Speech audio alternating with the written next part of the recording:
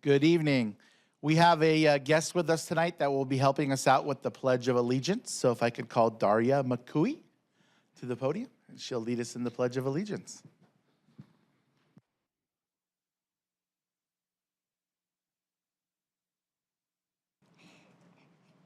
I pledge allegiance to the flag of the United States of America and to the republic for which it stands, one nation, under God, indivisible, with liberty and justice for all. Well, you did a great job. Thank you, Daria. I have this for you, and we're going to take a picture if that's okay. Mom and Dad, did you guys want to come down and take a picture? And how are you? I'm good. Can you tell me what grade you're in? I'm in 4th grade. 4th grade. And what school are you at? I'm at Susan B. Anthony Elementary School.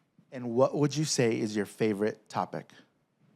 My favorite topic, I would say, is math. Math. My favorite topic was always lunch. We're gonna take a couple pictures right here, okay?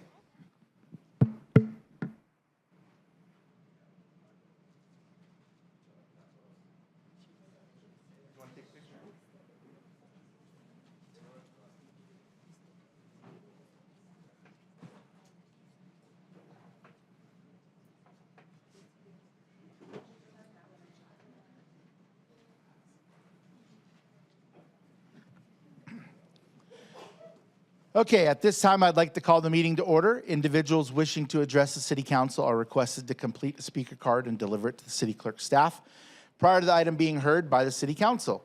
Please observe a 3-minute limit for communications, and once called upon to speak, please state your name and city of residence for the record. We have one revision to the agenda, item number 24. The revision was to the presentation and fiscal year 24 quarter 1 progress report. So tonight we have a couple proclamations, recognitions, and presentations. Our first is the proclamation for National Children's Grief Month, and I would like to invite Victoria Stephan to the podium to receive the proclamation.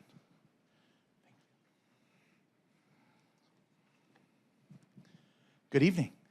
How are you? Would you like to say a few words about your event? Are you going to read it, or? No, if you wanted to just say a few words, and then I'll read the proclamation. Okay. Thank you. All right. Good evening. My name is Victoria Stephan. I'm the director of the Stephan Center. We're based here in Corona. And I'd like to thank the mayor and the city council and the city staff for this proclamation tonight. On behalf of children grieving trauma and loss in their lives in the city of Corona, those attending the Corona-Norco Unified School District, and throughout the world. The Stephan Center is a nonprofit organization. We're based here in Corona, and we provide educational programs, specialized services, information, and resources in the areas of trauma and grief for professionals, children, families, seniors, and the general public locally, regionally, nationally, and internationally. And I'd like to recognize a few of our partners here in Corona. We have the Corona Art Association, and we have a few of them here in the audience tonight. They partner with us for our Healing Through Art program for grieving children, for children 5 to 17 who attend the Corona-Norco Unified School District or live in the surrounding area. We also like to recognize the Corona Art Theater, known as CAT, who partner with us for our live theater evening for foster and at-risk youth, who promote healing through storytelling and pleasure reading. Through the Corona-Norco Unified School District Parent Center, who refer families to us, and also to the Department of Social Service, Riverside City College Office of Aging, and the Kinship Program, who partner with us for monthly programs for foster parents, grandparents raising grandchildren, and kin care relatives. To learn more about our agency, you can visit our website, and we're also on the City of Corona's website, so we appreciate that. Thank you so much. So I'm going to read this really quick. So whereas November is Children's Grief Awareness Month, a critical time for us to come together and address the pressing issue of childhood grief. And whereas Children's Grief Awareness Month encourages us to recognize the need for support for these children and their families. And whereas statistics show that 1 in 12 children in the United States will experience the life-altering loss of a parent or sibling by the age of 18.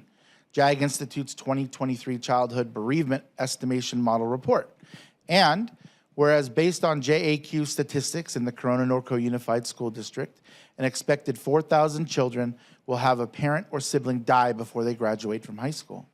And whereas Children's Grief Awareness Month prompts us to make our society more grief-informed, where compassion and understanding become the norm. And whereas Children's Grief Awareness Month emphasizes the need for greater awareness and support for those navigating the complexities of childhood grief. And whereas the Stevens Center's goal, in partner with the City of Corona and local social services agencies, strives to provide impactful programs, tools, and resources that empower individuals to offer and support to children who are grieving. And now, therefore, I, Mayor Tony Daddario, on behalf of the Corona City Council, do hereby proclaim the month of November 2023 as Children's Grief Awareness Month. Our community is committed to supporting one another, working to raise awareness of children's grief and ensure that no child grieves alone. Thank you so much. Thank you. Can we take a picture really quick? Sure, absolutely.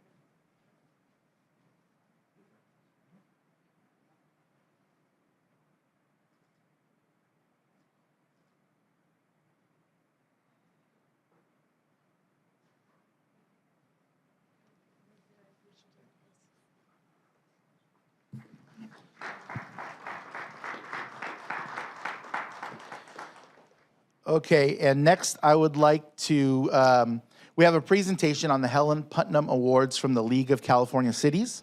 And I would like to invite Jesse Ramirez from the League of California Cities, the Regional Affairs Manager for Riverside County Region, and Laura Varela, the League of California Cities Regional Public Affairs Manager for Inland Empire Desert Mountain Region, and city staff involved in the programs to the podium to provide the presentation. Go ahead, bud. And congratulations to Jesse on his new position. Good job, buddy. Good.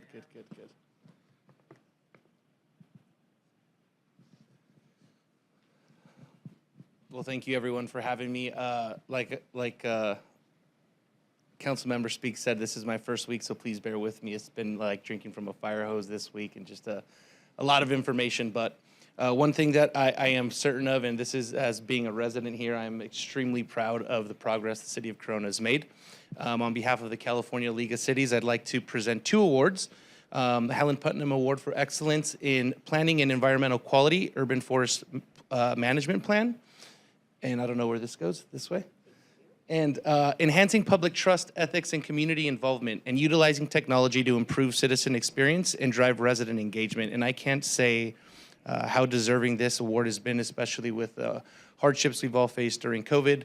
I think it's been an excellent effort by the city, and again, I want to thank you and your team and council members, staff, and city management team for all of their hard work over the last few years. So thank you. I want to go ahead and present that, and I don't know if you guys want to do some pictures. Is there one more?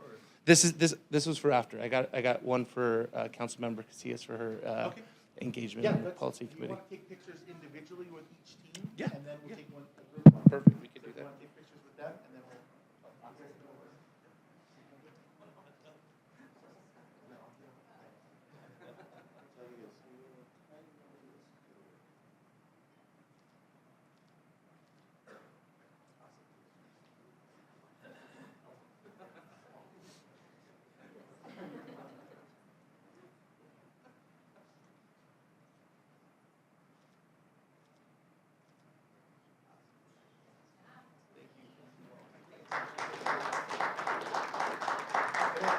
Hold on, guys. Can we just take one all together?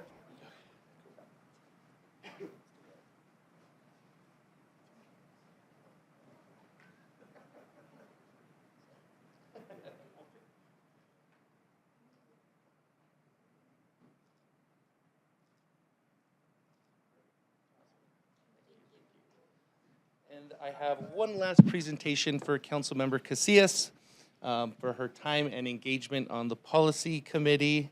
I can't explain enough how important these committees are, especially during legislative season. We have a slew of bills that come through Sacramento and sometimes not always in favor for local municipal government. And so we just want to say thank you for your engagement, and we appreciate you. Aw, thank you. Absolutely. Right.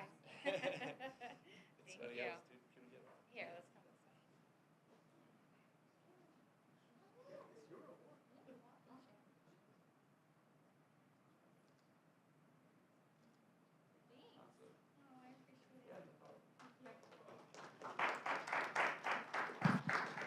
I just wanted to quickly add on behalf of the city council at League of California Cities, which is where a lot of the municipalities attend. It's a gathering of all of the cities except for 4 in the state of California. But it's not uncommon for cities to win an award, but it is uncommon for cities to win 2 awards.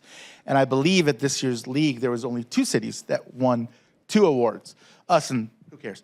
But so I wanted to congratulate our teams, both our community services and our IT department, for all the wonderful work that they're doing on behalf of our city. So thank you very much.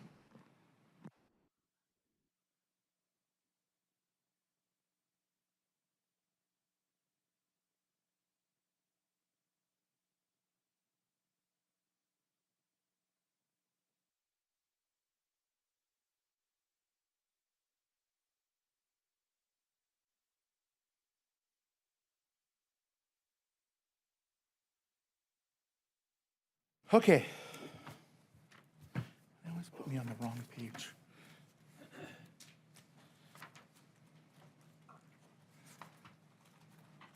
Moving on to our meeting minutes. The minutes of the Fall Policy Workshop on October 12th, 2023. The study session meeting of October 18th. Did we have a? Oh, yeah, we did. Got my dates all confused. And this of October 18th, 2023, and the City Council meeting of October 18th, 2023. Ms. Edwards, are there any speaker cards from the public for the meeting minutes? Mayor, we do not have any speaker cards. Okay, I'd like to move. So moved. Second.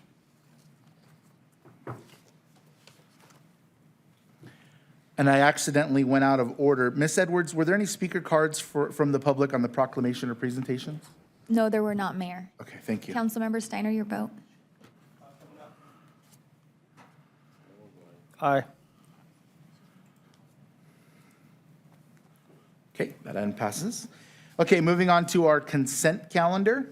All items listed on the consent calendar are considered to be routine matters, status reports, or documents covering previous city council action. The items listed on the consent calendar may be enacted in one motion with the concurrence of the city council. A council member or any person in attendance may request that an item be removed for further consideration. Do my colleagues have any items that they'd like to pull? Mr. Mayor, number 12 and 15, and I want to register I'm abstaining on number 19, as I'm a party to the property. Councilmember Steiner? Nothing. Councilmember Casillas? 11 and 12. Vice Mayor? Okay. Ms. Edwards, are there any speaker cards from the public? Mayor, we do not have any speaker cards for the consent calendar. Okay. So minus items 11, 12, 15, and council members speak abstaining from the vote on item number 19. Can we? I'll make the motion. Okay, thank you. I'll second.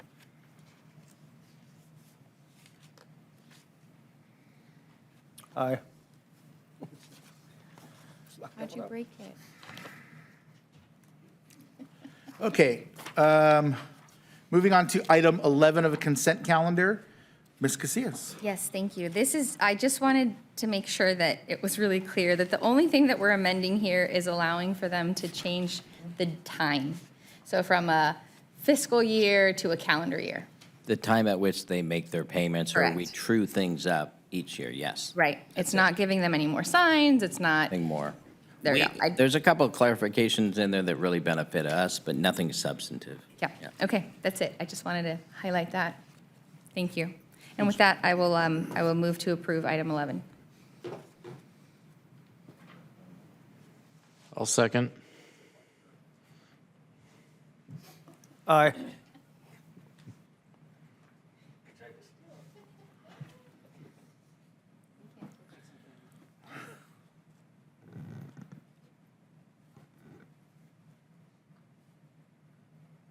Okay, that item passes.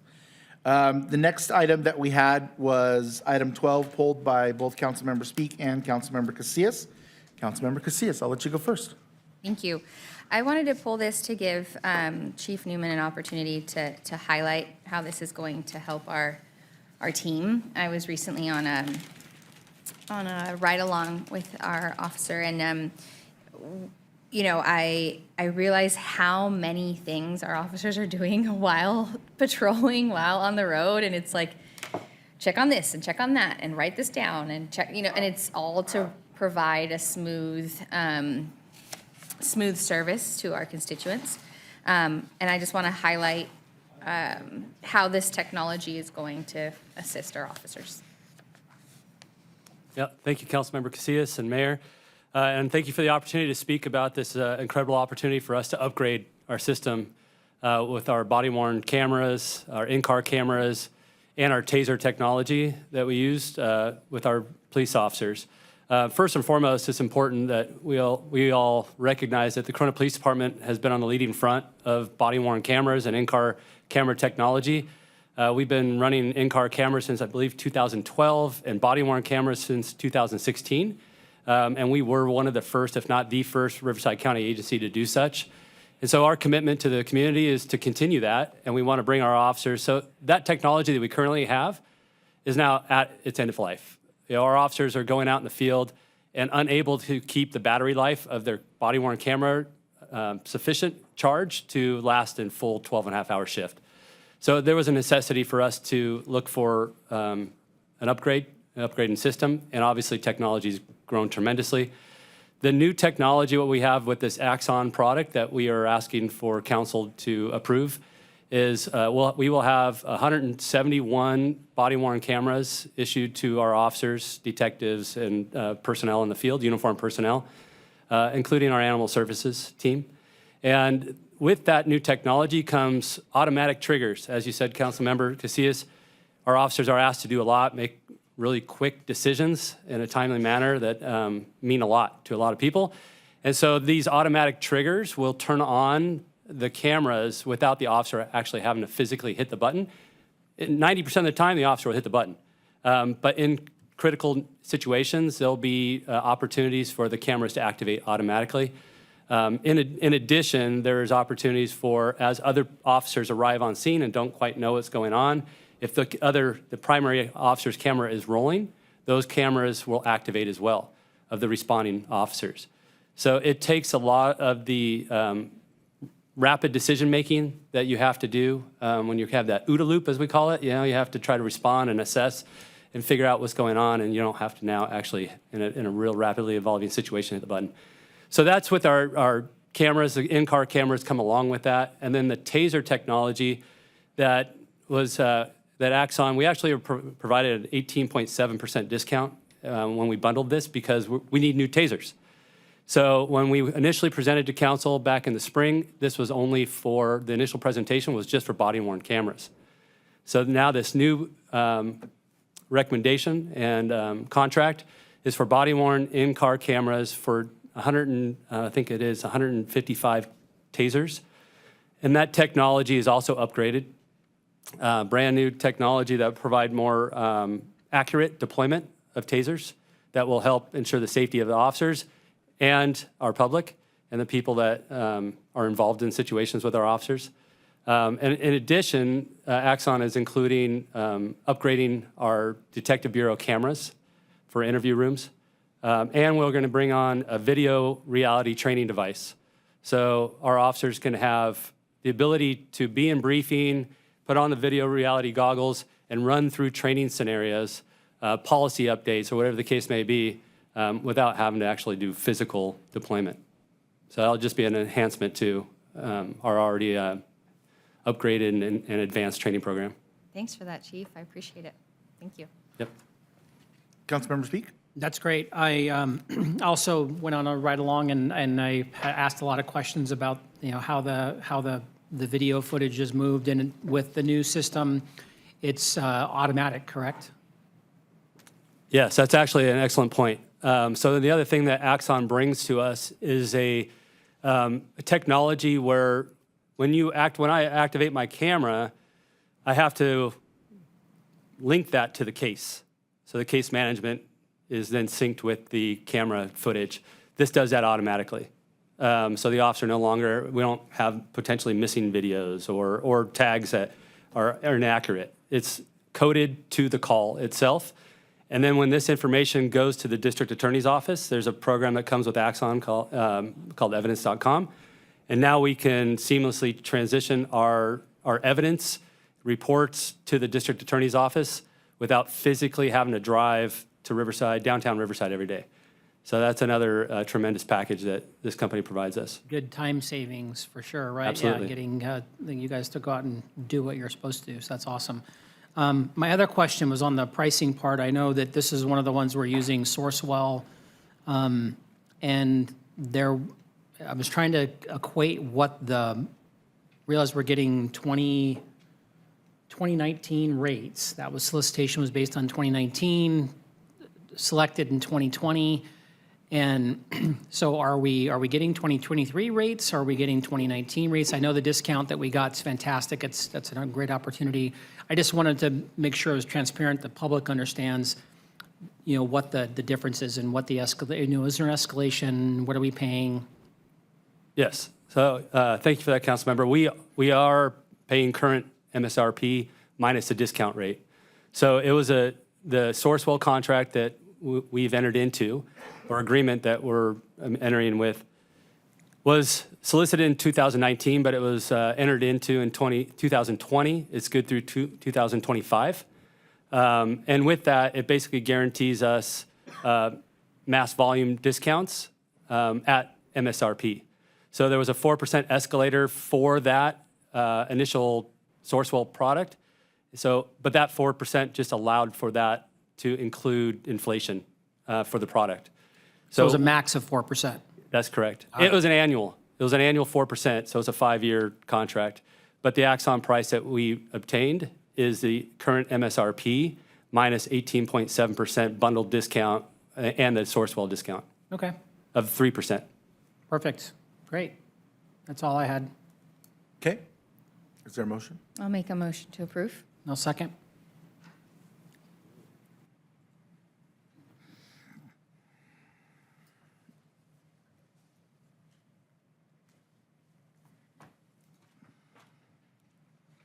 I thought Caleb had it, but no go. But I'll support it. I'll support it, though.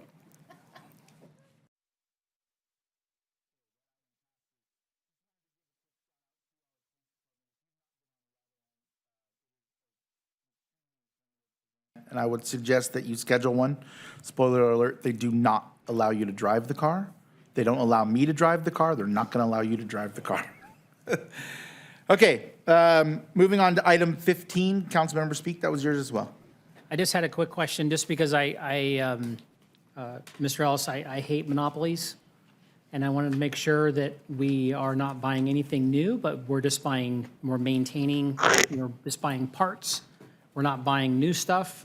That is correct. Okay, that was my only question, just because I understand, and I read the document that they had provided to us, saying that basically this is their proprietary information. They have serial numbers, they have one person, and I don't like it. So glad to see that we're not buying anything new from them. I'll move if there's no motion, or I'm sorry, if there's no comments. Second.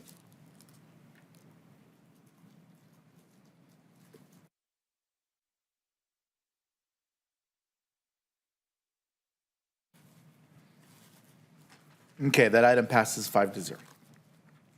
Moving on to communications from the public.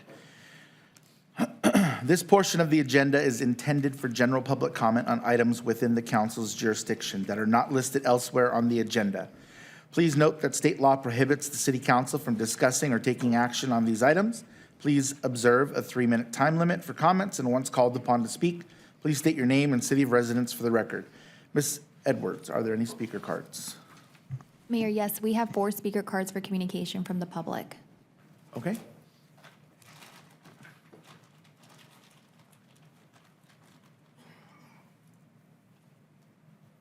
Come on up.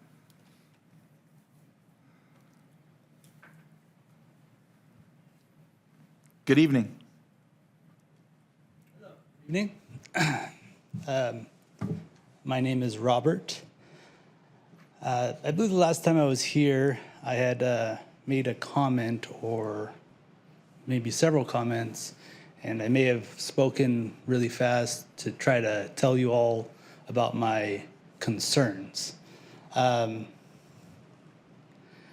essence, nothing has changed in that regard, but that's aside from the point while I'm here.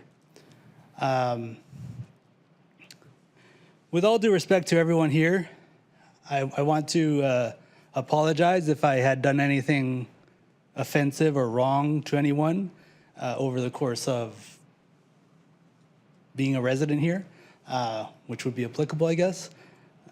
But nonetheless, there was a couple of things that had come up within this last year and regarding one or more employees here. And I know that's not under any of the council's jurisdiction to deal with, except for that it's maybe under Mr. Jacob Ellis's jurisdiction to deal with. However, in any regard, I don't think any of that, what I experienced was the correct way of doing business, especially with constituents such as myself or anyone else.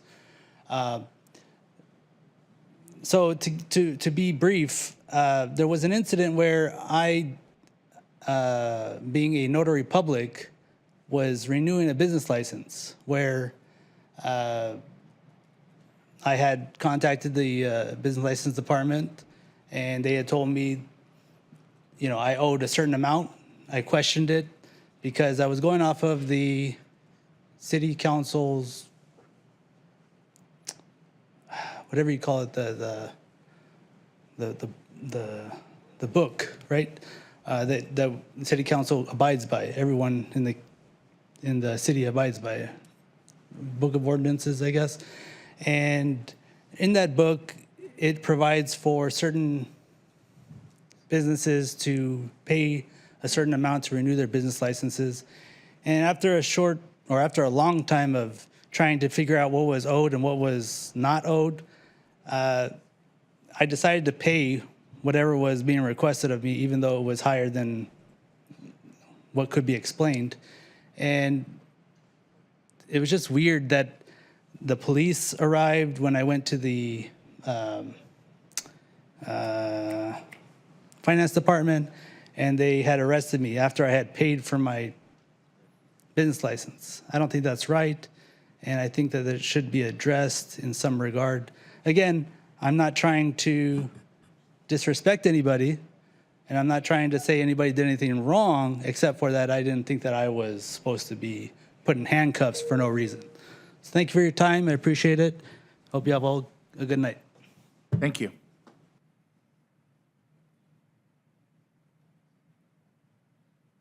Good evening.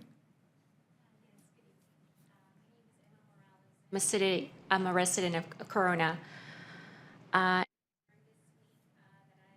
Opportunity to come before you to make this request, inspired by actions that happen in a city in Contra Costa County, where that city council, the city of Richmond, passed a resolution for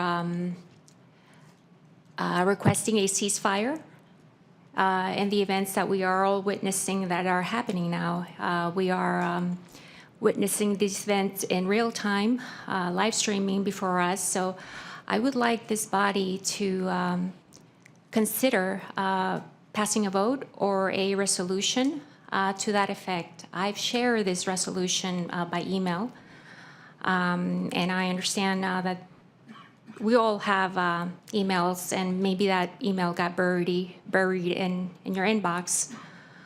But at this point, I stand by, hoping to hear if you can move your body to a vote on ceasefire in Palestine and a signal. This resolution that was already passed by one city in California included, I would say, a signal to our elected leaders in Congress, signaling that in addition to fiscal conservative policy, not to fund wars outside of the U.S. or not to get in conflicts with the U.S., that we signal to our elected leaders that we do not want to fund the $14.3 billion military aid fund vote that is going to happen tomorrow. With that, I rest and I stand by, hoping to hear more. Thank you. Thank you.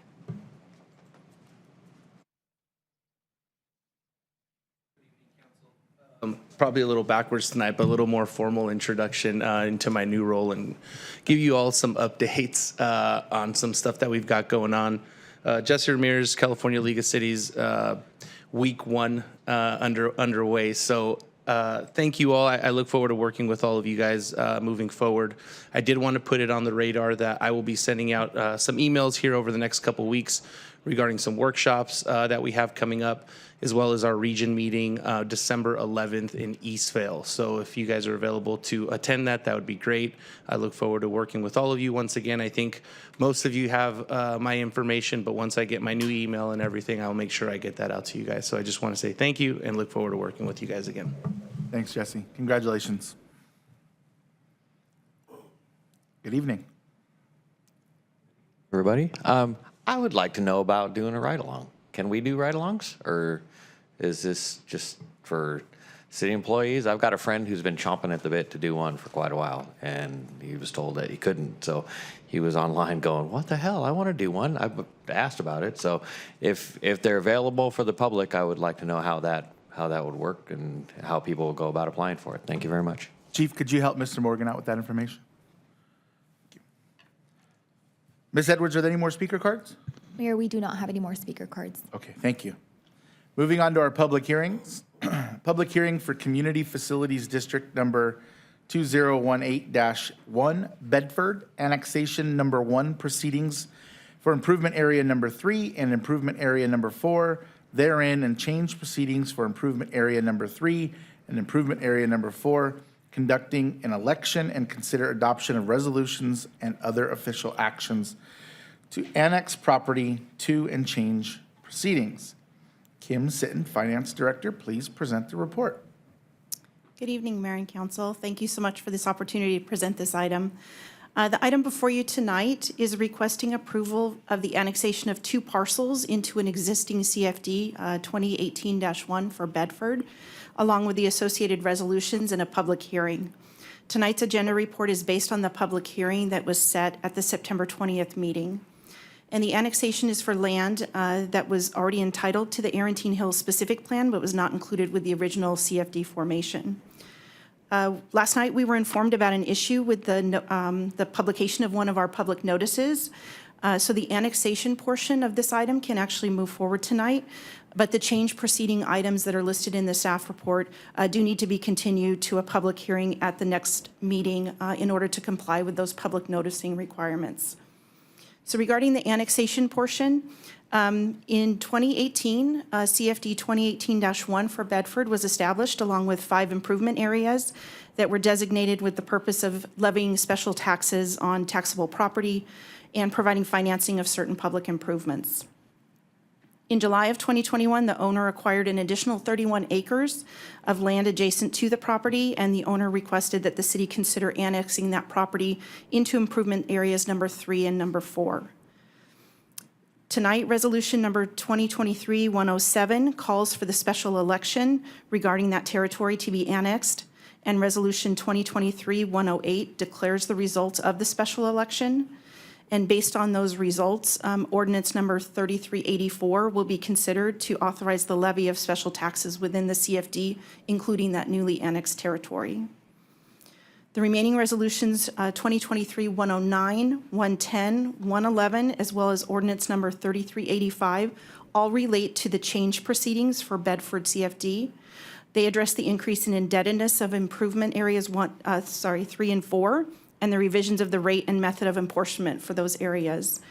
To satisfy those proper noticing requirements, those items will come back to the City Council at the next council meeting. In conclusion, staff is requesting that the council conduct the public hearing on the annexation portion only, which includes consideration of resolutions 2023-107, 108, and ordinance number 3384. And as I mentioned, the remaining items listed in the report will come back to City Council for consideration at the November 15th meeting. That concludes my report, and I'm available for any questions that you may have. I'm also joined online by Spicer Consulting if you have any specific questions about the special taxes on that particular area. Okay, thank you, Ms. Sitton. The public hearing is now open. Ms. Edwards, these questions are for you. Do you have proof of publication and mailing of the notice of public hearing? Yes, I do. Have any written protests been received? No, I have not received any written protest. Are there any registered voters within the area to be annexed to the CFD? And if so, how many? There are no registered voters. Have the owners of all taxable property proposed to be annexed to the CFD agreed to hold a special election on November 1st, 2023? Yes, they have. Do you agree to hold the special election on November 1st, 2023? Yes, they do. Are there any speaker cards from the public? We do not have any speaker cards. Public hearing is now closed. Okay, this item will require 3 motions. Do we have a motion? I'll motion.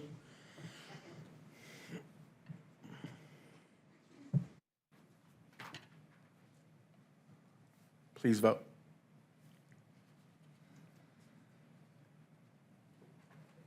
Okay, item passes.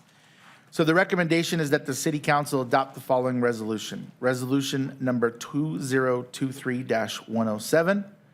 Ms. Edwards, have you received any ballots and have you canvassed the ballots and tallied the results? Yes, I received 2 ballots and all votes are cast in favor of levying the special taxes. Okay. Is there a motion? Motion.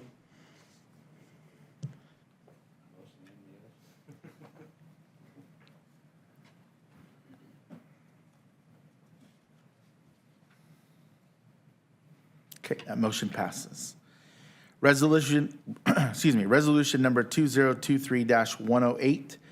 Do we have a motion? I'll motion. And motion needs to be read. What page are you on? Page 10, At the bottom? in the blue part right here. I got it. Okay, here we go.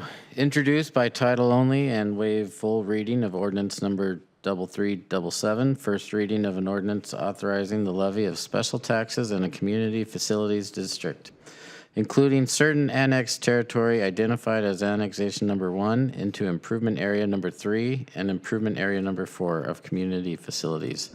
District number 2018-1, Bedford of the city of Corona. Okay, I think we have a motion and a second. Please vote.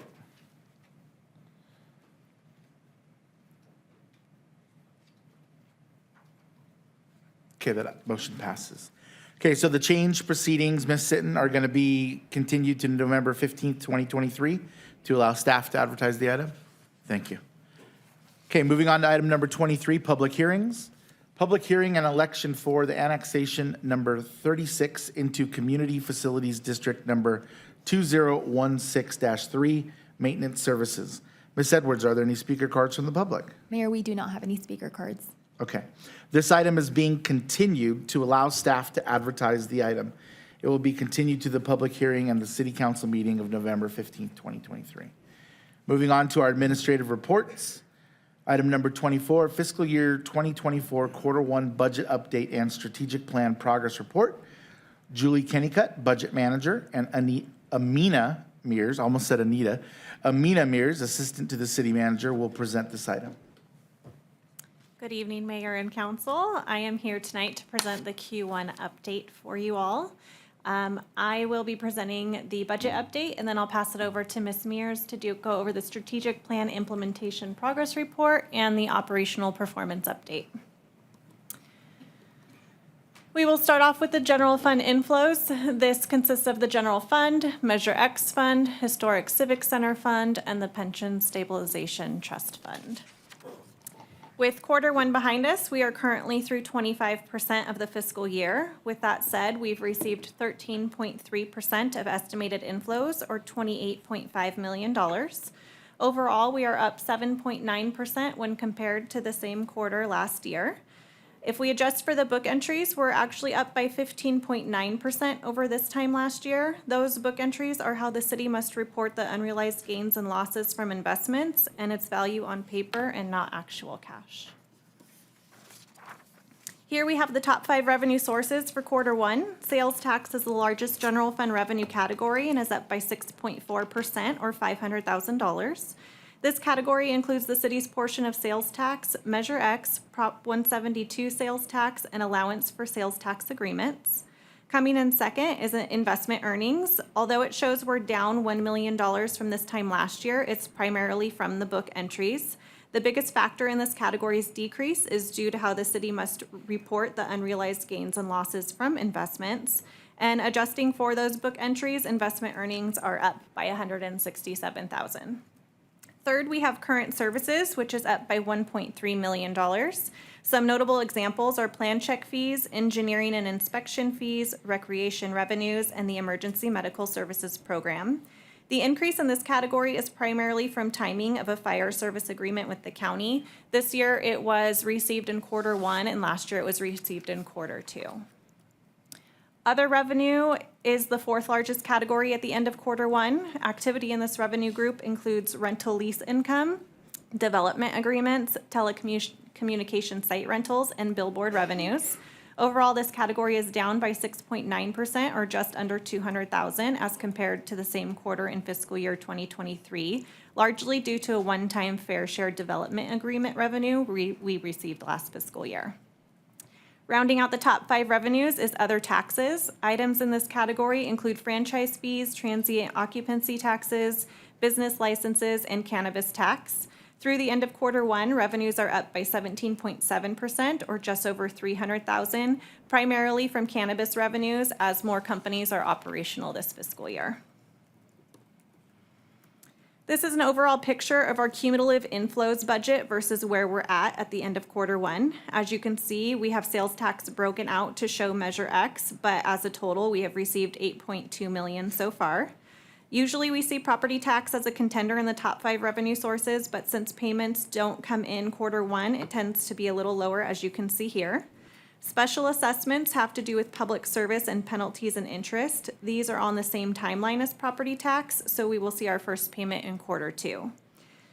I'm sure your eyes are drawn to the 190.2% for investment earnings. And again, this has to do with the way the book entries are made. If we took those book entries away, it would show 1.5 million, which is around 46% received. Ms. Kennicott? Yes, sir. Really quick, you had said that, and I think it was a combination of sales tax and Measure X tax, but you had said Measure X tax, we've collected 8.2. No, sales tax as a whole. As a whole, So it's okay. broken out there, but as a whole, we've received 8.2. Okay, I just wanted to make sure that I understood that correctly. Thank you. Sure. You're welcome. So our total inflows for quarter 1 are $28.5 million or 13.3% of our projected inflows. This is showing our sales tax revenue. During the quarter 4 update in August, we hadn't received our final payment yet, so this shows the full picture of where we ended fiscal year 2023. You can see down at the bottom that we received 107.5% of the estimated revenues for regular sales tax. This is the same snapshot, but this is for Measure X. And again, down at the bottom, it shows that we received 98.5% of the estimated revenue. Moving on to expenditures and outflows, the 2024 budget was adopted with $201.8 million in general fund expenditures, with continuing appropriations of $21.3 million and encumbrances of $5.3 million. The beginning outflow budget was $228.3 million. Through council actions and other authorized adjustments, the cumulative budget was $232.9 million. And then when you add in those transfers, it is a total outflow of $233 million. We have completed 25% of the fiscal year so far, and 14.7% of the budget has been spent. Item number 4 shows those departments with less than 15% spent, which is a 10% variance. So we'll move on to the next slide where it's kind of detailed out by department. CIP and O&M projects don't follow the normal trends as they're multi-year projects. Any unspent encumbrances or remaining balance carries forward to the next fiscal year to continue the project activities. The city manager's office is currently seeing savings in contractual services, and it's primarily related to the homeless program. Debt services is low due to the timing of debt service payments based on approved payment cycles. Information technology is related to Measure X. There are some personnel savings due to vacancies, and operating costs have not had any expenditures through Q1 as the funded activity has not started yet. Planning and Development and Public Works both have savings due to vacancies, materials and supplies, and contractual services. In this slide, we highlight the 4 general fund Sorry, reserves. Ms. Cunningham, Yes. could you go back to that previous Sure slide really can. quick? I just have a question for you because I'm always learning government budget. But, so when you talk about our cumulative budget of fiscal year 2024 and where we are as a percentage through Q1, you had said something earlier that this isn't a true snapshot because some of those payments haven't been posted Received. yet or applied yet. So like, just as an example, community services, they're at 16% spent of their budget through Q1, but that could be up or down depending on when everything hits. Yes, in expenditures, that's more on revenues where maybe we haven't received payments in certain times. Sometimes they come in Q1, sometimes they come in Q2. So when we're comparing fiscal year to fiscal year. But on the expenditure sides, community services is solid at the 16%. The ones that have that 10% variance where we're at 25% of the year, but they're either above or below that, that's going to be for the reasons such as vacancy savings or contractual things that just haven't been spent yet. Well, I mean, I asked because none of these departments are at 25% currently, depending on how you look at it. So I'm always just curious. I love it. I mean, it looks to me like it's a savings for Q1, but we won't actually know that until sometime in Q2. Is that correct? Sure, it could vary some, not a lot. Again, it could be vacancy savings. So during the recruitment process, a lot of our departments do have some vacancies in personnel. And then again, sometimes in Q1, we're still really early in the year where expenditures haven't been spent yet on certain projects. Or if expenditures for certain items come later in the year, if it's an annual payment of some sort, then it comes later in the year and we don't always see it in the beginning of the year. Got it. Thank you. You're welcome.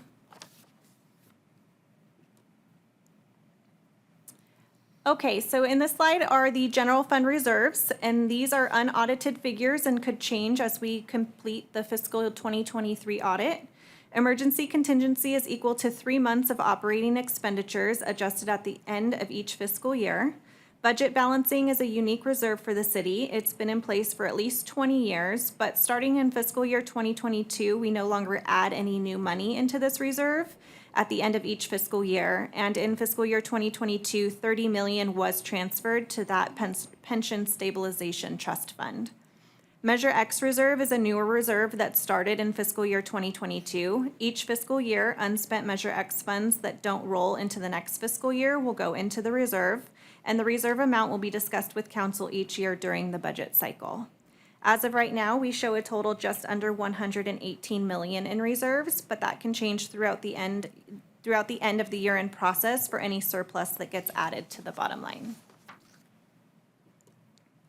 Are there any questions on general fund?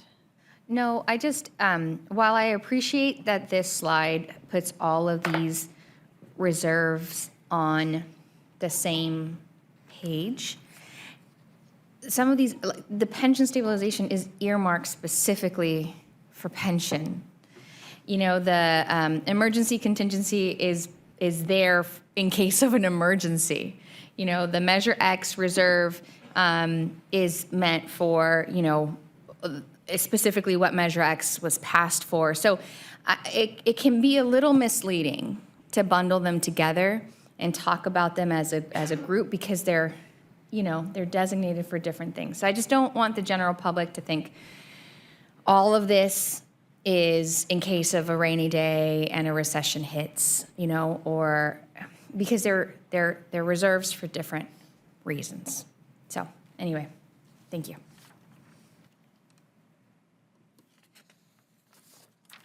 Moving on to the utility funds update. This is a list of the funds under the water, sewer, and electric. We have received 24.1% of estimated inflows, or $32.4 million. Overall, we are down by 32% when compared to this time last year. In addition, in quarter one last year, we had a one-time settlement of 19 million received in the water utility. Looking at the funds individually, some of the highlights on the inflows comparing this quarter to quarter one of fiscal year 2023. Electric is increased by 1.7%, largely due to other revenues with a decrease in investment earnings.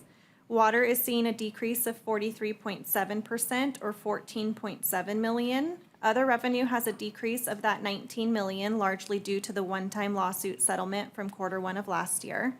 In addition, there's an increase of 3.5 million in grant revenues as compared to this time last year. And sewer has a decrease of 7.1%. This decrease is across all categories, largely in investment earnings and intergovernmental revenues.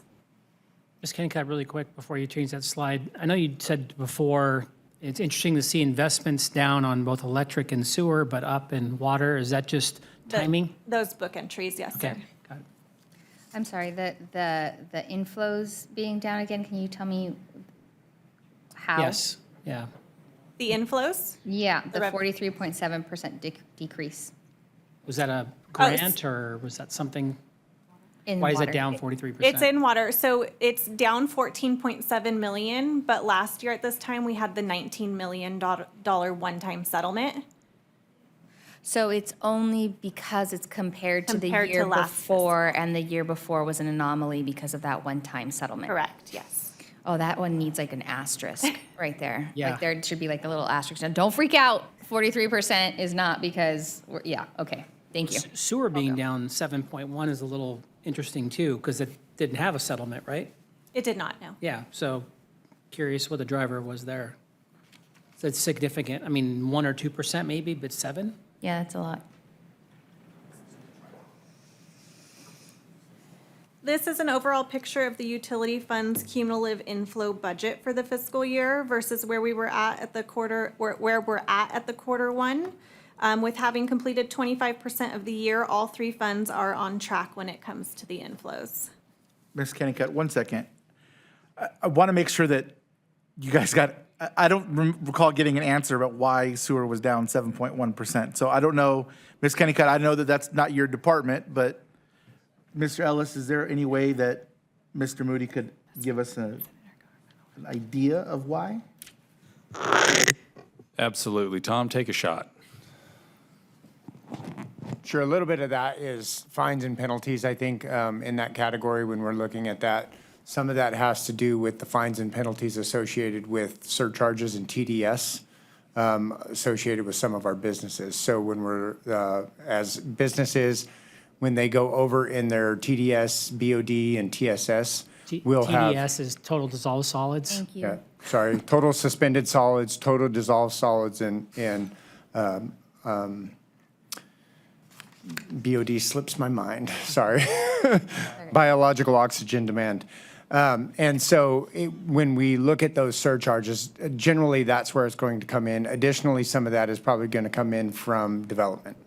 And so we'll see a little bit of that. We've seen a little bit of those decreases where that's hit that revenue standpoint. And I believe that's where that point, it's about $700,000 that we've seen those decreases on.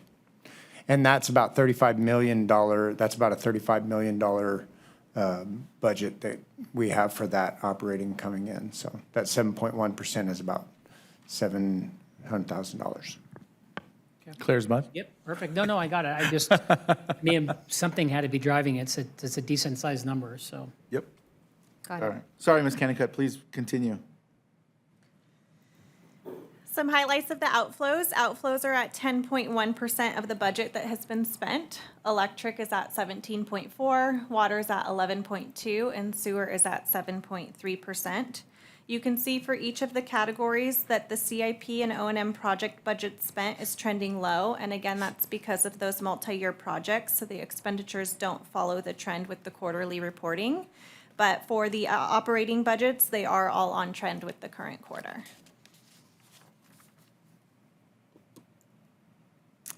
This is a snapshot of the cumulative budget to actuals information, similar to the previous slide, but shown by fund type and department. Overall, outflows in the utility funds compared to the cumulative budget at quarter one is 10.1%.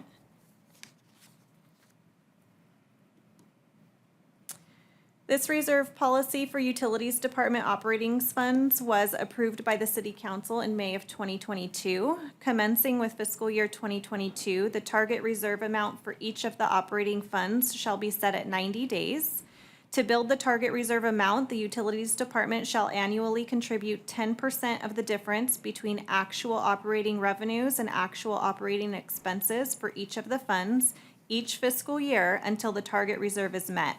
Depending on the fund, it will take time to hit the target reserve amount.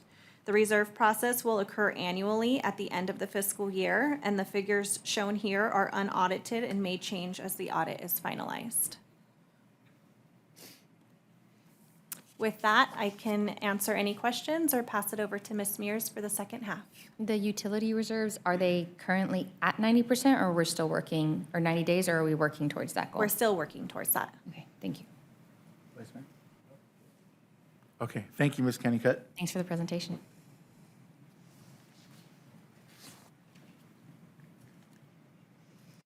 Thank you, Julie. Good evening, Council. I'll now go into our fiscal year 24 Quarter 1 Strategic Plan Implementation Progress Report. Council, I know that you all are closely familiar with the strategic plan, but for those who aren't, I'll give a quick recap. Our plan consists of 1 vision, 1 purpose, 6 value statements, 6 goals, 21 objectives, 138 strategic actions, and 125 performance indicators and milestone measures. So our plan's vision, along with the city's overall vision, is that Corona will be a safe, vibrant, family-friendly community. Our purpose is to create a community where everyone can thrive. Our plan is guided by our 6 values and our 6 goals. Now I'll get into the fiscal year 24 Quarter 1 Progress Report. I'd like to remind everybody that all of the information that I discussed in the following slides can be found on our city's interactive dashboard, which is powered through Invisio, and which you can access through our city's website. Before I go into the financial stability progress highlights, I would like to also remind everyone of the color legend that you see on the top left there. For projects highlighted in green, that means that project is on track. For projects highlighted in blue, that project is completed. For projects highlighted in yellow, that project is ongoing or underway. And for projects highlighted in red, we haven't started yet. So for financial stability, we have 2 projects that are on track. We've completed our regularly review revenue sources to ensure a balanced and intentional allocation of revenue sources. We have 1 project that's underway and 1 that we haven't started yet. And this slide, this is a snapshot of our financial stability performance report through the lens of metrics. These metrics are a year-over-year comparison. And these metrics include items such as your GO bond credit rating, your debt payment as of an operating budget, and your POB balance, and a lot more. And you can also find this information online. Moving on to our strong economy progress highlights. We have completed our steps to increase crime prevention within the downtown area. I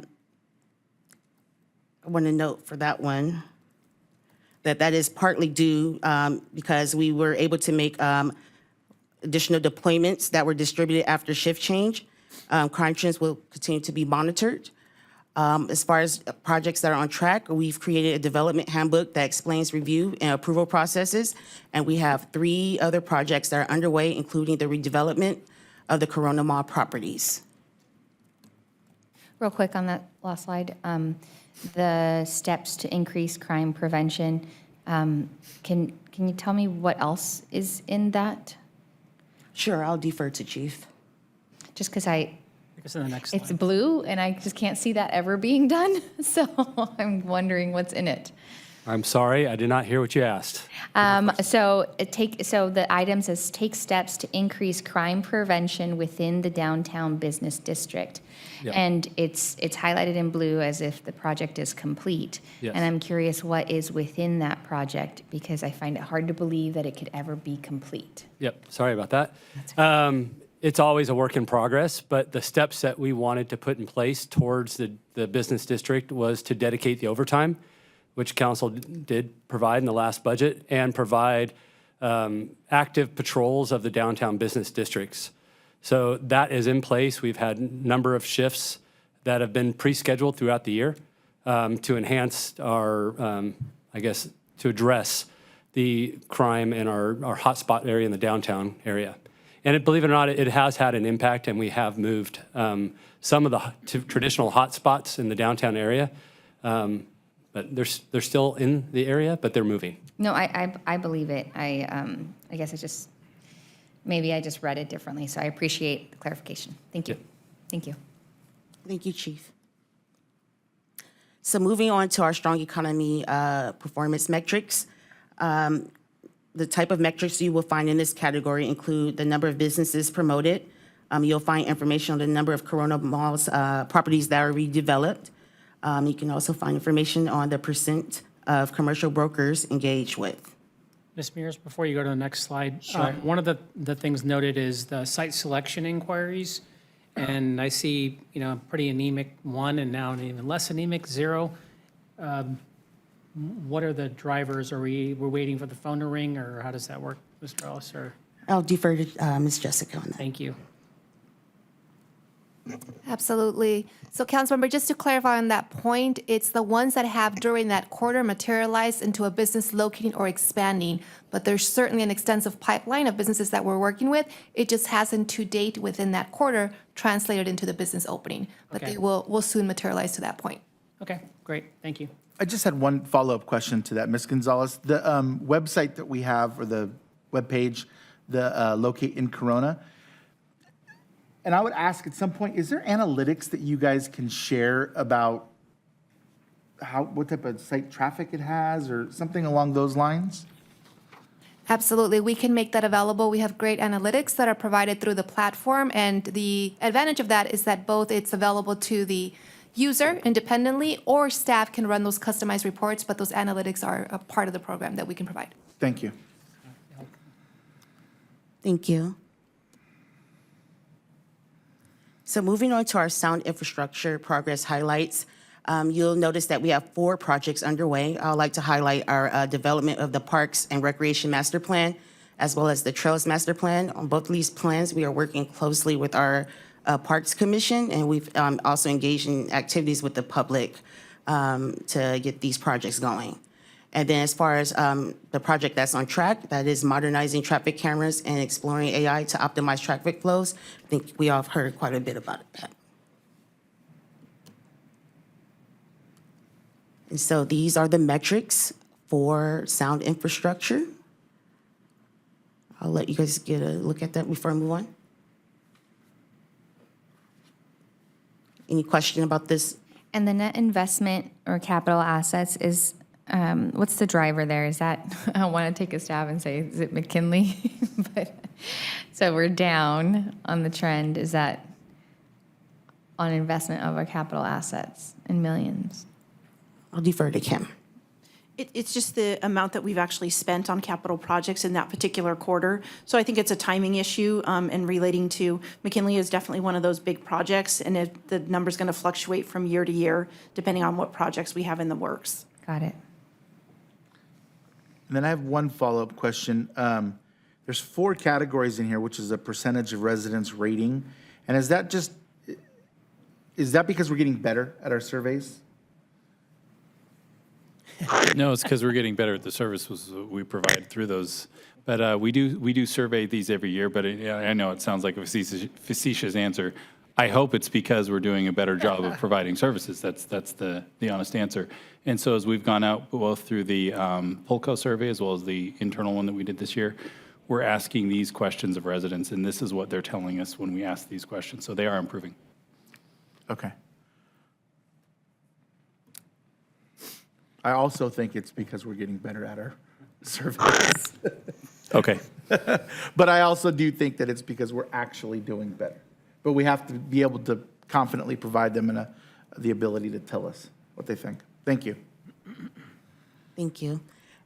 So moving on to our Safe Community Progress highlights. We've completed 3 projects, including developing a long-term funding plan for emergency service assets, And we have 2 projects that are on track. I would like to highlight the expand CERT trainings and build neighborhood-based CERT teams. The city has recently just hosted 2 CERT trainings, one in September, one in October, and we look forward to hosting, I believe, 2 more in the spring of 2024. And then for the implement the city's homeless strategic plan, our homeless solutions team is great. They've been able to secure $1 million in ARPA funding, and then they secured another $400,000 in, I have it right here.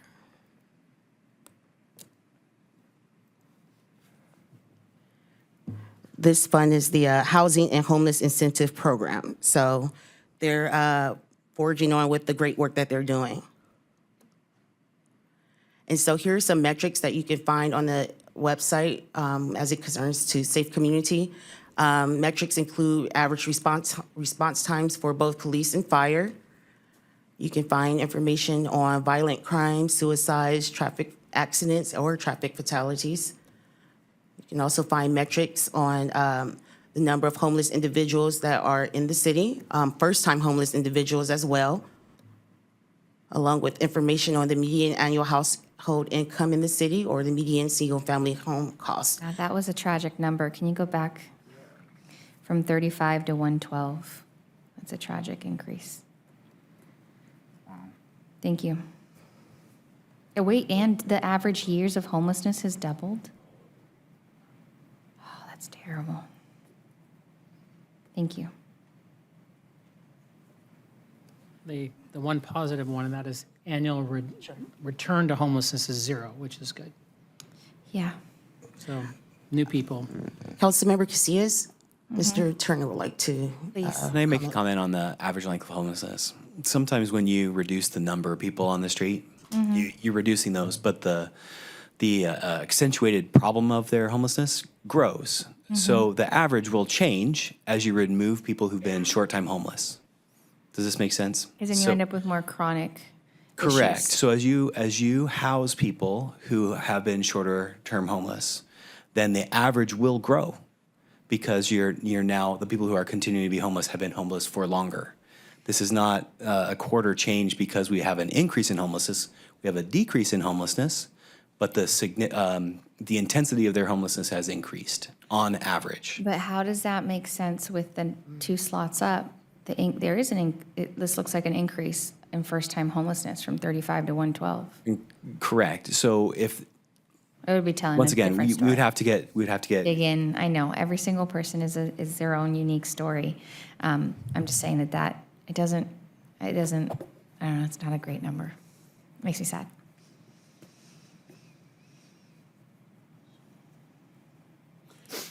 You know, can you go back to that one more time? I just had a thought that I wanted to ask. I mean, you know, one of the things that we tout is our homeless strategic plan, and we've worked tirelessly to make sure that we have a solid plan, and arguably it's probably the best in the state. And I'm wondering if when you have solutions for residents, they're more likely to take advantage of those solutions and kind of raise their hand and say, I need help. And so I'm wondering if that number kind of reflects our, and I don't know how you would quantify that, but I'm wondering if that number reflects our strategic plan and the effectiveness of it by people saying, Corona can help me, and raising their hands and asking for help. So. Yeah. Well, it just seems like shenanigans to me. Like, that's a big jump for 1 quarter. And it just makes me suspicious. Is it 1 year. possible? It's 1 year. It's 1 year. So No, it's 1 quarter. No, this is year over year, Councilmember. Yeah, it's FY '23. Okay, so 112 over a year. Yeah. I think I'm kind of backing up what the mayor is saying, that I don't think it's drawing people into homelessness. It's more people that are willing to raise their hands and say they want help. So you could see that as a positive, that they're engaging with us. So that I see as not an inducement for people to come, but people that were already homeless are raising their hand and asking for help, which, you know, kind of goes into the returns to homelessness, that being a 0 is phenomenal. Yeah, and the number of homeless individuals within the city dropping from 110 to 65. Yeah. Says we're being really efficient at getting them you know, as I think Ms. Roper said a couple times, that's the sweet spot, is concentrating on those people that are newly homeless. You can get them back into the community faster. So we're showing we're doing it. Thank you. Thank you. Can I add something on that regard as well? We added homeless outreach officers, and so the number of contacts have increased as well. So our awareness also increases, and the number of touches of each one of those individuals. So I think we're just doing more out there, so we're gonna have more awareness. That makes sense. Okay, so moving on to our sense of place progress highlights. We've completed the exploration of forming a special event unit within the Community Services Department. We're on track. We're utilizing our volunteer-led hikes to help residents become more familiar with the trail and park opportunities here in the city. We have 3 projects underway, one of them including developing a performing arts venue or renovating the historic civic center, as well as improving the city's website for ease of use. Questions? And so these are the metrics for our sense of place. Metrics. I'm sorry. I'm really, I didn't have coffee, but I had candy. So I'm clearly paying attention here. But the previous slide, we're not in the process of developing a performing arts center or renovating a historic civic center. We're in the process of a study to decide what it is that we need for a performing arts center. That's correct, Councilmember Casillas. This was an item that was spelled out specifically in our strategic plan, so we're taking these verbatim from that. Okay. But the actions that the city have taken, you're absolutely correct, Okay. is to do a feasibility study looking at that question. But these are simply the verbatim statements pulled out of our strategic plan. Got it. Thank you. And so again, these are the sense of place metrics that you can find on our website. Metrics include the percent of city services that can be accessed in Spanish. We also have metrics on the percent of residents rating Corona as a place to raise a child as good or excellent. Percent of residents rating the community's openness and acceptance towards people of diverse backgrounds as good or excellent. And other metrics that you can find on the website. Ms. Mears, can you go back one slide? Sure. So how did we lose 100,000 recreation activity participants? Mayor, I could speak to that. So the department is actually changing the way that we're calculating our program participants. Previously, they were counting participants multiple times, the same participant, and we're actually shifting to look at unique attendees at events. So an example can be Kids Club or Adventure Camp, where you're counting the same child that comes to Adventure Camp every single day as a new participant, but it's actually just one child that's attending the program over a 5-day period. So we're shifting it to look at unique participants as opposed to just a mass number of participants, which could be counting the same individual over and over again. So it's just a difference in the calculation. Yeah, I don't know if I agree. I think, frankly, we're having to service that person every single day. I guess it's a philosophy part, but if we have to provide someone to be there, it's like, you know, the Mr. Hand and Mr. Spicoli argument in Fast Times at Ridgemont High. If I'm here and you're here, isn't it our time? These are deep questions. Amina, keep going. So, sense of place. Overall, since our sense of place is trending upward in a positive way. So, moving on to our high-performing government category, we have 3 projects that we have completed.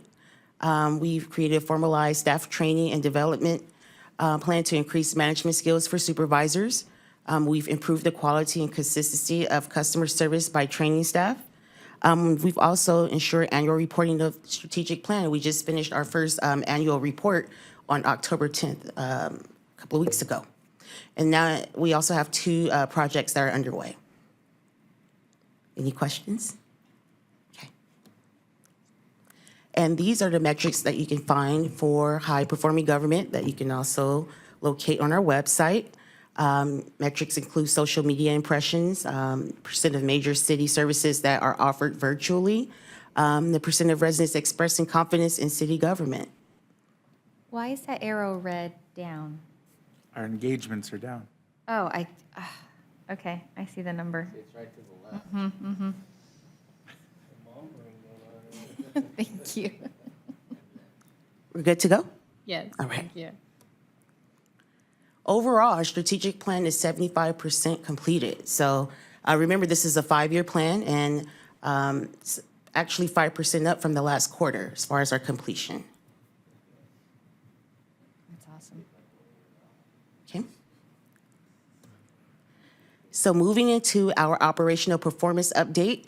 So unlike the last portion that we just finished viewing, these numbers are a quarter-to-quarter comparison. So actually from last quarter to this quarter, whereas the last numbers were a year-over-year comparison. So looking at community services, Q1 operational performance, our tree services have increased. Our registered library users have also increased. I want to say that that's partly due to our programs that we have going on at the library. We have summer recreation program, and then also students now going back to school. Our community volunteers has increased, and our Corona Cruiser ridership program has increased. Any questions about any of these? Moving on to our homelessness and our homeless solutions efforts. So you'll see quite a few metrics that are trending down. Our cubic yards of debris removed, our homeless-related calls for service, and that's all due in part because we've been able to remove individuals off the street to more permanent situations with, the Hope Harrison House Center. Mr. Ellis, really quick, the 640 cubic yards of debris, and I'm, getting that in my head, realizing that doesn't include any of the riverbed, and as the dam project starts to kind of wind down, do we have a plan to kind of limit or try and get people from going back down in there? Yeah, to get them in, the plan is to get them into housing. Yeah. Get them services so that they don't try to relocate down there. That's with all of the contacts that we're making. The plan is to make sure that we are trying to connect them with services so that they're not re-entering the riverbed. Okay. And speaking of housing, housing placements are on target as Mercy House is in the beginning stages of launching the tenant-based rental assistance program. Again, in a nutshell, these figures you see right now have decreased since the last quarter. This is because of the good work that the team is doing by moving individuals from off the street to more permanent solutions.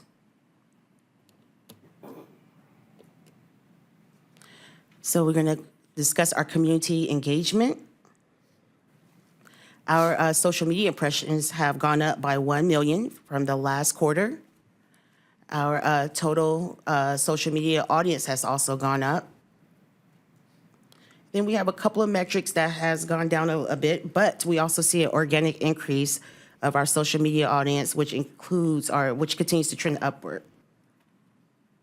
Any questions?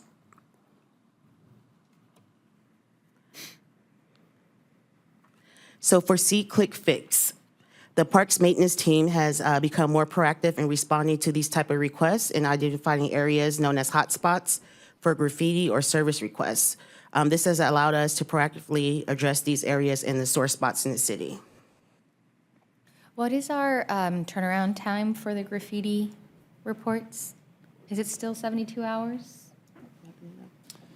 Off the Contractually? top of my head, I believe it's 48 hours for business when it's from the time that we've received that report during business days, unless it is a unusually offensive item, in which case we will go up faster. Is it 48? Did I get that right, Donna? Or is it 72? I believe we aim for 48. That's our target. We are pretty close to reaching it, but yeah, typically we try and get those done within 2 days. Okay, thank you. Thank you, Donna. So moving on to economic development. I agree. So during the first quarter, economic development commenced on an active outreach strategy to target business groups. New business license applications were down in comparison to our fiscal year 23 Q1. However, business license renewal were up in comparison to last year's same quarter, demonstrating greater longevity for our existing businesses. As for our Live Work Corona endeavors, staff continues to actively promote the initiative and encourage businesses to take the pledge to hire local. And then regarding our business outreach and visitations were also up due to heightened outreach to the city's largest employers, downtown businesses, manufacturers, our live-work employers, and our commercial brokerage community.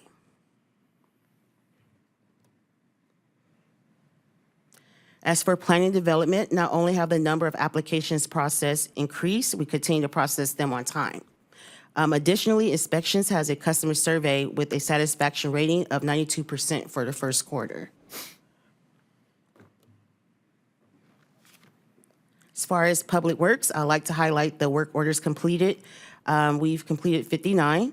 This figure has increased since the last update as staff is consistently responding to signing, striping, and curb painting requests in a timely manner. We have 21 projects out to bid or under construction. This figure has also increased as staff has been engaged interdepartmentally with Purchasing Division in moving projects forward to construction. Last but not least, we have 10,805 square feet of sidewalk, curb, and gutter replaced. This figure has increased as the city's maintenance crew remains committed to replacing outdated sidewalk, curb, and gutter to maintain the safety and positive image of the city.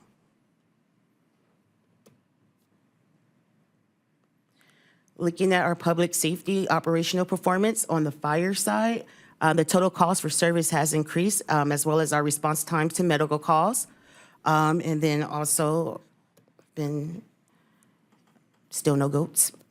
And then on the police side, I'd like to note that although the arrow points down in the 90% of response time category, it's actually a positive indicator as the police department's response time was 13 seconds faster to priority 1 calls as compared to the first quarter of the previous year. Speaking of more improvement, our 90% response time is the lowest, i.e. the best, at 4 minutes and 40 seconds since we first started reporting this data in 2022. PD also arrived on scene within our goal of 5 minutes or less in 42% of their priority 1 calls. So this is an 11% improvement from the last quarter.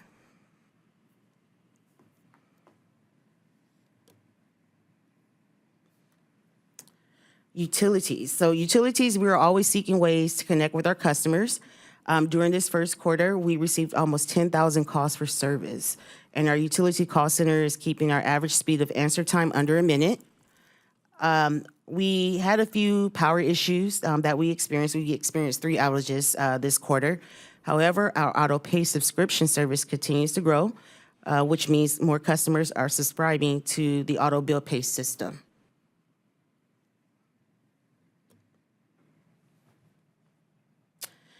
For internal support, I would like to highlight some of our improvements made by our purchasing team. It's been working very hard. They've been working diligently to improve and streamline processes. Around this time last year, they were backlogged by as much as 430 orders. We have now gotten that number down to 195. So that is a 55% improvement in processing orders. I'd also like to boast that our accounting team is going on 33 consecutive years of receiving the Government Finance Officers Association Award. And our IT continues to hold an impressive number 2 ranking for IT services. That concludes my portion of this report. Are there any additional questions? Any questions? Yeah, we're not a shy bunch, sorry. Hey. You can tell. Who's number 1 in IT? Because now I'm like, I want names. Yeah, I'll speak to that. You know, it's a little city up in Washington that hosts a small company you've heard of called Microsoft. And we feel a little bit like they've been given some unfair advantages. So while we were we have come in number 1. And I like to think also that the decision committee doesn't want to give it to Corona every year, so they try to spread some of that love around. And if you look at what this small city in Washington did, I think they got some major boosts through Microsoft, and I think there's another major tech company there too. So we're holding our own very well. Let's go ahead and put an asterisk by that one then. I like it. Okay. Thank you, Ms. Kennicott, and thank you, Ms. Mears. Ms. Mears, thank you. Yeah, just one thing before we move on. I would like to hear back at some point about the engagements in the riverbed, if we're seeing, we put a lot of emphasis in the riverbed. We're working with Riverside and working with the county, especially since we've had such a success there because it's been cleared. I just want to make sure that we're staying ahead of the game, other than doing the already stellar service that we already do. Sure. I'm happy to follow up and see if there's some other things there that I can get from Karen that we're doing to try to mitigate that. Great, thank you. Okay, let's see. Legislative matters, there are none. Boards and Mayor? commissions. Sorry, we do have a speaker card for agenda item 24. I'm sorry.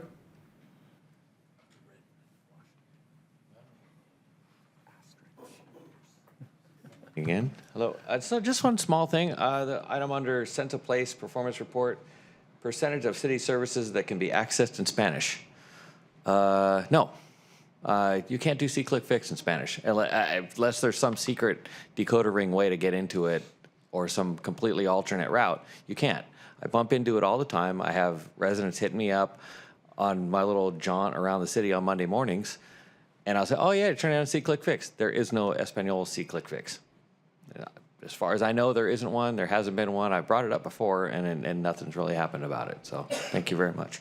Thank you. Mr. Ellis, can you share a little bit? See-click-fix is a third party that functions in every city, right? And so we don't really, or not every city, but many cities. And so we don't really have it. It's not our software. That And is correct. whether we chose to incorporate it because it's accessible, but we don't manage the software, and it would exist whether or not we would incorporate it. So it's better to use it because it's a tool that people can use than to ignore it. Like it would be like, I don't know, what's a good equivalent? Okay. Yeah, Then I'll it's an excellent point. It is not perfect, and obviously we are trying to increase services in Spanish, but this is a third-party provider, and if it's not something that they provide for us, it's not something that we have the ability to override their code and put it into Spanish. But it's a good suggestion, and we are trying to increase those services in Spanish. While it's imperfect and doesn't provide this level of service we'd probably like, it's certainly better than not having any online app to report issues. Right, and it's an app, what I want to make clear is that it's an app that would have existed and does exist whether or not the city chooses to engage with it. So That's like correct. it exists in other cities, and those cities choose not to use it as a way to receive feedback from their residents. That is correct. Thank you. I think it's one of the greatest things that we do to engage with the community. And every single person that uses it, I would say, maybe not every single, 98% of the people love the fact that someone engages back with them and tells them that their issue is handled. And there's no substitute for that. The opportunity to talk to a resident that way, especially when they have an issue, is fantastic. And I hope we continue. I'd love to see us find a way to incorporate something in Spanish, but it'd be great. Yeah, Mr. Ellis, can we at least have a conversation with them and ask them if that's on their horizon? Absolutely. We'd be Perfect. happy to do that. Thank you. I do think it's a good suggestion, and most things nowadays do come in, a multitude of languages, and so I can't imagine that would be the first time they've heard that request. Okay. Was there any more comment cards? No, we do not have any more speaker Okay. cards. Legislative matters, there are none. Boards and commissions, report from city council commissions and staff for the Library Board of Trustees, there are none. Planning and Housing Commission, Ms. Edwards, are there any speaker cards from the public on the Planning and Housing Commission report? Mayor, we do not have any speaker cards. Okay, so I guess maybe this should have been in red, so let me read it. The Planning and Housing Commission report variance 2023-0001 to allow the height of a block wall and wrought iron gate to be increased to 6 feet within the front yard setback that will function as a side yard for the property located at 1085 Romans Road. Applicant Theodore Ray of Romans Road LLC. There were no speaker cards. Would my colleagues like to take no action or set the item for review? Like, take no action, but this is one of those items I think it would be great if we could find a way to embolden our wonderful community services department to address instead of having to drag the resident through all this stuff. But I'm happy to take no action. Okay. Take no action. Moving on to the Parks and Recreation Commission, there were none. Regional meetings. Item number 26, an update from Councilmember Speak on the Riverside County Transportation Commission RCTC 2023 projects and funding strategies meeting of October 23, 2023. Wes, do you just sign up for everything? No, this is, I was asked to be on it. This is a quick one. It was just a presentation of the economic impact study for if there was happened to be a tax passed. And believe it or not, wow, if you raise $25 billion, you're gonna spend $25 billion. So yeah, it was pretty not enlightening, but that's it. Thanks. Okay. And then moving on to an update from Councilmember Jim Steiner on the Riverside Transit Agency RTA Board meeting of October 26, 2023. Thank you, Mayor. All right, ridership on RTA buses continued to increase in September when 477,000 boardings were recorded during the month, which is nearly a 10% jump compared to the same month a year ago. The growth is even more dramatic by comparing fiscal years, which shows an almost 20% increase so far year over year. Don't forget that all RTA customers ride for free every Friday, but by using the Go Mobile app, customers can get unlimited rides anywhere RTA buses go anytime they operate. For the 8th time in 9 contests, Kyle Jones is RTA's top cowboy after dominating the competition during the agency's 2023 bus rodeo. Yeah, top cowboy. I don't know if he's hot. I haven't seen him. I was like, wow, okay, Jim likes Cowboys. Okay. Each year, drivers steer their 40-foot machines through a timed serpentine obstacle course of cones, sharp turns, and challenging backups. Shut up, Jackie. Kyle's win offers him the opportunity to compete next year in the international competition to become the top hot cowboy driver in North America, which Kyle won in 2017. And finally, RTA salutes all veterans who served our country with honor and distinction. On Veterans Day, Saturday, November 11th, buses will operate regular service and the Customer Information Center will be open from 8 a.m. to 10 p.m. On Thanksgiving Day, Thursday, November 23rd, RTA buses will not operate and the Customer Information Center and administrative offices will be closed. On Friday, November 24th, bus service will resume. Administrative offices will be closed, and the Customer Information Center will be open from 6 a.m. to 10 p.m. That's all. Thank you, Councilmember. Ms. Edwards, are there any speaker cards from the public for the regional updates? Mayor, we do not have any speaker cards. Okay, Mr. Dirtliff, do you have any comments? Mr. Ellis? Yeah, just a quick follow-up. Our team's been updating me, both staff and Wes have updated me on the SeeClickFix app languages that are available. It's available in 14 languages, including Spanish. The user needs to have their phone settings in Spanish for it to work in Spanish. And so that could be a reason if someone has their phone in English but was looking for it, it may have not shown up. But just wanted to confirm that that functionality is available so our residents can access it in Spanish as well, which I didn't know. So I learned something new tonight. Hey, that's a great update. I think Commissioner Alexander as well, she sent it to me as well. Good. All right. Do my colleagues have any comments? Mr. Speak. I just had 2 things. One, well, 3 things. One, I want to say thank you again to the police department. Thank you to, I had a great time. My wife and I both went out and got to really see what our officers are doing and see the professionalism, the tact, the patience, and all kinds of different situations. And I'm just nothing but proud about, really seeing our training and all the things that, Chief, you've been talking about for the past 5 years, and happy to see it all in action. So, well done. And then this weekend, on Saturday at 9 a.m., please join me on East Foothill to plant a bunch of trees. So they'll be pre-dug. Come out with your friends. Make sure you sign up just so we know how many people are going to come. But it's a great time, and I still drive by several different parks and different parts of the city to see trees that I helped plant several years ago. So it's a great memory, and it's a lot of fun. You can get out there and get done pretty quickly, and it should be a beautiful day on Saturday. And then at noon, starting at noon at Dos Lagos, the Amber Waves of Grain Festival. It's a beer tasting, all kinds of fun. I'll be at Dos Lagos benefiting our veterans here in the city of Corona, put on by a local group of local veterans group and a lot of folks that have volunteered time all year long. And it starts promptly at noon. There'll be a little parade, classic cars. They have a couple of military memorabilia that come down, and it's a great time. And Dos Lagos is hopping right now, so see you there on Saturday. I think it must be a dad thing, because I drive by things and I'm like, oh yeah, I helped with that, or yeah, I see that tree right there, son. I planted that tree. And I can tell you my kids can mimic me as we drive down the 10 and I point toward some windmill that I helped build 50 years ago. And they go, yeah, Dad, you know, you built that one. They like that. Councilmember Steiner? Yeah, I just wanted to thank staff and all of our employees for just all the work that they do regularly in our community daily.